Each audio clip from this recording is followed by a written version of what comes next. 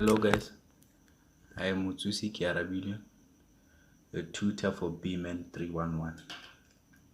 In today's tutorial, we are going to do time value of money. I've created some set of exercise for us to do, and I'll show you how to calculate them. Let's start with the first one. You invest 2,950 per quarter at the beginning of each quarter at 11% per annum. How much will your investment be worth after 8 years? So I'll show you how to calculate this one. First, you start by extracting your information from the statement.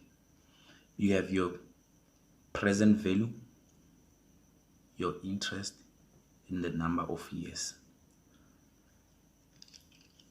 So it's going to be PV is equals to 2,950, your interest 11% interest, divide by 4 because of the quarter. Number of years, it's 8 years multiplied by 4. So we are computing future value. So I will do it on the calculator now. You start by clearing your calculator. After you have cleared your calculator, you insert the beginning.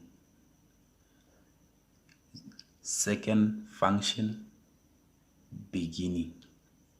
Then it will show beginning at the top there. Then you can start with your calculation. So it's 2,950, which is your present value.